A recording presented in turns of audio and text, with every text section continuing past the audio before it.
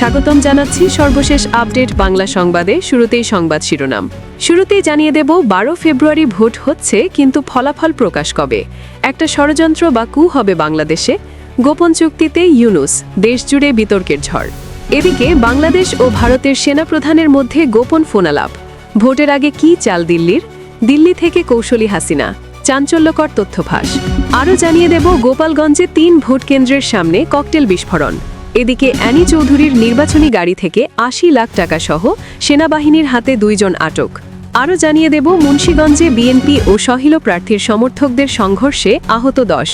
এবং সর্বশেষ জানিয়ে দেব বাবুগঞ্জে 1 লাখ টাকা ও ধানের শীষের ভোটার স্লিপ সহ 2 জন আটক, জরিমানা। এতক্ষণ শুনছিলেন সংবাদ শিরোনাম, এবারে বিস্তারিত। নির্বাচন নাকি আগেই লেখা একটি ফলাফলের আনুষ্ঠানিক ঘোষণা? নির্বাচন হতে চলেছে বাংলাদেশে। তার আগে এই প্রশ্নই এখন রাজনৈতিক ওয়াকিবহল মহলের মধ্যে ঘুরপাক খাচ্ছে। তবে 7 ফেব্রুয়ারি বাংলাদেশের অন্যতম সংবাদপত্র মানবজনীন একটি সম্পাদকীয় প্রকাশ করেছে, যার শিরোনাম প্রশাসনিক কিউ এবং ফেব্রুয়ারির নির্বাচন। 12 ফেব্রুয়ারি ভোটের ফলাফল কি হতে পারে, কে জিতবে কে হারবে, এ নিয়ে তো চায়ের কাপে ঝড় তুলছেন বাংলাদেশের সাধারণ জনগণ। মানবজমিন এটাও দাবি করছে, ঘরে বাইরে একই আলোচনা চলছে। কিন্তু আদতে দেখা যাচ্ছে আসন্ন 12 ফেব্রুয়ারির নির্বাচনকে ঘিরে দেশে এক অদ্ভুত নীরবতা আর চাপা উত্তেজনা রয়েছে বাংলাদেশে। কারণ বাইরে বলা হচ্ছে অবাধ ও নিরপেক্ষ ভোট, ভেতরে চলছে এক ভিন্ন বাস্তবতা। বাংলাদেশের ওয়াকিবহল মহলের একটা বড় অংশের দাবি, এই নির্বাচন নিয়ে মোহাম্মদ ইউনূসের প্রশাসন এবং তাদের অধীনে থাকা নির্বাচন কমিশন, পুলিশ প্রশাসন, প্রযুক্তি বিশেষজ্ঞ, আনসার ভিডিপি, পর্যবেক্ষক সংস্থা এবং মাঠ প্রশাসনের কর্মকর্তারা মিলিয়ে একটা সুপরিকল্পিত নীল নকশা তৈরি করেছে, যা ভোটের ফলাফল যে কোনো সময় পরিবর্তন করা হতে পারে। বাংলাদেশের রাজনৈতিক ওয়াকিবহল মহলের প্রশ্ন, এটি কি সত্যিই কোনো নির্বাচন হতে যাচ্ছে, নাকি আগে থেকে লেখা একটি স্ক্রিপ্টের ফলাফলের আনুষ্ঠানিক কোনো ঘোষণা হবে? এখনও পর্যন্ত বাংলাদেশে যতগুলি সমীক্ষা বা জরিপ হয়েছে, তাতে দেখা যাচ্ছে বিএনপি সে দেশের ক্ষমতায় আসতে চলেছে একক সংখ্যাগরিষ্ঠতা নিয়ে। এদিকে বাংলাদেশ ও ভারতের সেনাপ্রধানের মধ্যে গোপন ফোনালাপ। ভোটের আগে কি চাল দিল্লির? দিল্লি থেকে কৌশলী হাসিনা, চাঞ্চল্যকর তথ্য ফাঁস। বাংলাদেশে জাতীয় সংসদ নির্বাচন ও গণভোট নিয়ে শেষ মুহূর্তের প্রস্তুতি তুঙ্গে। প্রশাসনের কর্তা ব্যক্তিরা যেমন ব্যস্ত ভোট কেন্দ্রে পৌঁছতে, তেমনি আইন শৃঙ্খলা বাহিনীগুলি ব্যস্ত তাদের নিরাপত্তা বিষয়ক প্রস্তুতি চূড়ান্ত করতে। এর মধ্যেই দেখা গেল এক অভূতপূর্ণ দৃশ্য। বাংলাদেশের কুড়িগ্রামে বাংলাদেশ সেনাবাহিনীর প্যারা কমান্ডোরা হেলিকপ্টার মহড়া দিলেন।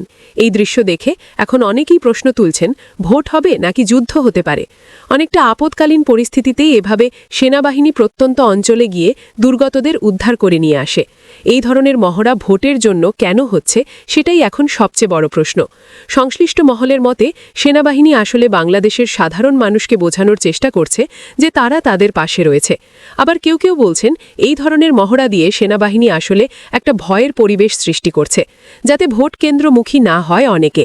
দিন 2 আগেই বাংলাদেশের একটি সংবাদ মাধ্যমে হানা দিয়ে 21 জন সাংবাদিককে তুলে নিয়ে গিয়েছিল সেনাবাহিনী। এতে কার লাভ? মনে হতেই পারে আওয়ামী লীগের ভোট বয়কটের আহ্বান আরও জোরালো হবে। কিন্তু আসলে যেটা হবে সেটা হলো ভোটের শতাংশ নিয়ে খেলা হবে। কারণ ইতিমধ্যেই একটি সমীক্ষায় প্রকাশ পেয়েছে, ত্রয়োদশ নির্বাচনে ভোটদানের হারের ওপর জয় পরাজয় অনেকটা নির্ভর করবে।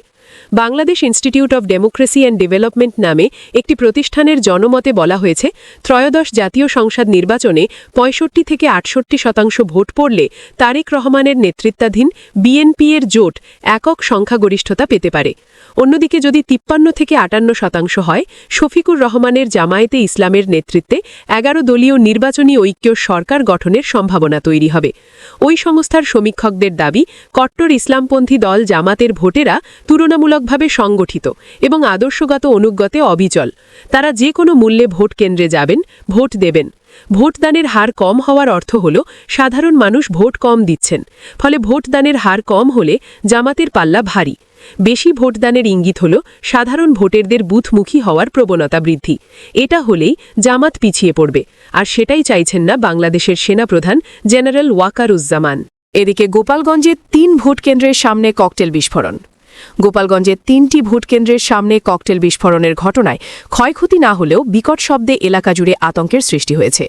বুধবার 11 ফেব্রুয়ারি রাত 7:30টার দিকে সদর উপজেলার গোবরা নীলার মাঠ এলাকায় অবস্থিত শহীদ মাহবুব সরকারি প্রাথমিক বিদ্যালয় ভোটকেন্দ্রের সামনের সড়কে টুঙ্গিপাড়া উপজেলার গুয়াধানা এলাকায় বিন্দুবাসিনী বিদ্যালয়ের সামনে ও রাত 8:30টার দিকে শহরের বিনাপানি সরকারি প্রাথমিক বিদ্যালয়ের সামনে দুর্বৃত্তরা ককটেল নিক্ষেপ করে।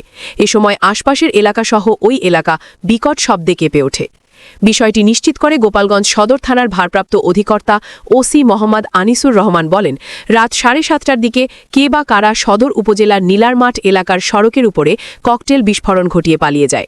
তিনি আরও জানান, রাত 8টার দিকে জেলা শহরের বিনাপানি সরকারি প্রাথমিক বিদ্যালয়ের সামনে একটি ককটেল নিক্ষেপ করে দুর্বৃত্তরা। তবে এ ঘটনায় কোনো ধরনের ক্ষয়ক্ষতি হয়নি। ঘটনাস্থল থেকে আলামত সংগ্রহ করা হয়েছে। টুঙ্গিপাড়া থানার ভারপ্রাপ্ত অধিকর্তা মোহাম্মদ আইয়ুব আলী বলেন, উপজেলার গুয়াধানা এলাকায় বিন্দুবাসিনী বিদ্যালয়ের সামনের সড়কে একটি ককটেল নিক্ষেপ করে পালিয়ে যায় দুর্বৃত্তরা। এতে তেমন কোনো ক্ষয়ক্ষতি হয়নি। এদিকে অ্যানি চৌধুরীর নির্বাচনী গাড়ি থেকে ৮০ লাখ টাকাসহ সেনাবাহিনীর হাতে 2 জন আটক।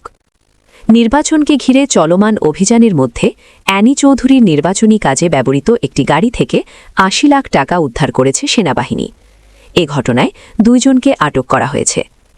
বুধবার রাতে নগরীর একটি সড়কে তল্লাশি চালানোর সময় সন্দেহভাজন একটি প্রাইভেট কার থামানো হয়। গাড়িটিতে সংশ্লিষ্ট প্রার্থীর নির্বাচনী সামগ্রী ছিল বলে জানা গেছে। তল্লাশির এক পর্যায়ে গাড়ি থেকে নগদ ৮০ লাখ টাকা উদ্ধার করা হয়। সেনাবাহিনীর সংশ্লিষ্ট কর্মকর্তারা জানান, আটক 2 জনের কাছ থেকে টাকার উৎস সম্পর্কে সন্তোষজনক ব্যাখ্যা পাওয়া যায়নি। বিষয়টি খতিয়ে দেখা হচ্ছে এবং প্রাথমিক জিজ্ঞাসা চলছে। তবে অ্যানি চৌধুরীর পক্ষ থেকে দাবি করা হয়েছে, উদ্ধার করা অর্থ নির্বাচনী কার্যক্রম পরিচালনার জন্য বহন করা হচ্ছিল। এ বিষয়ে বিস্তারিত ব্যাখ্যা দিতে তারা প্রস্তুত রয়েছেন বলেও জানানো হয়। ঘটনার পর এলাকায় চাঞ্চল্যের সৃষ্টি হয়েছে। সংশ্লিষ্ট প্রশাসন জানিয়েছে, টাকার উৎস ও উদ্দেশ্য যাচাই করে আইনানুগ ব্যবস্থা নেওয়া হবে। এদিকে মুন্সিগঞ্জে বিএনপি ও স্বতন্ত্র প্রার্থীর সমর্থকদের সংঘর্ষে আহত 10। মুন্সিগঞ্জের সদর উপজেলায় বিএনপি ও স্বতন্ত্র প্রার্থীর সমর্থকদের মধ্যে সংঘর্ষের ঘটনা ঘটেছে। এতে দুপক্ষের অন্তত 10 জনের আহতের খবর পাওয়া গেছে। বুধবার 11 ফেব্রুয়ারি বিকেল 5:30টার দিকে উপজেলার শিলই ইউনিয়নের 3 নম্বর পূর্বরাখি সরকারি প্রাথমিক বিদ্যালয় কেন্দ্রে এই ঘটনা ঘটে। আহতদের মধ্যে 5 জনকে মুন্সিগঞ্জ জেনারেল হাসপাতালে ভর্তি করা হয়েছে। তারা হলেন জুয়েল রানা শেখ 40 বছর, জয় বেপারি 32 বছর, ইকাবাল খান 38 বছর, সোহাগ বেপারি 45 বছর এবং জাব্বার বেপারি 55 বছর। হাসপাতালে চিকিৎসাধীন আহত জুয়েল রানা শেখ ইত্তেফাক ডিজিটালকে জানান, বিকেল 5:30টার দিকে সদর উপজেলা যুব দলের সাবেক সদস্য সচিব মাহবুব হাসান সোহাগের সঙ্গে আমরা ফুটবল প্রতীকের প্রার্থীর 10-12 জন সমর্থক কেন্দ্রের বাইরে অবস্থান করছিলাম। এ সময় ধানের শীষ প্রতীকের সমর্থকরা মিছিল নিয়ে আসছিল। প্রচারণা বন্ধর পরও মিছিলের বিষয়টি জানতে চাইলে তারা দেশীয় অস্ত্রশস্ত্র নিয়ে আমাদের ওপর হামলা করে। অন্যদিকে ধানের শীষের প্রার্থীর সমর্থক ও বিএনপি নেতা জাকির জমাদার বলেন, সেখানের মিছিলের কোনো ঘটনা ঘটেনি। আমরা 10-15 জন কেন্দ্রের সামনে গেলে তারা আমাদের বাধা দেয়, এখানে কেন আসছি।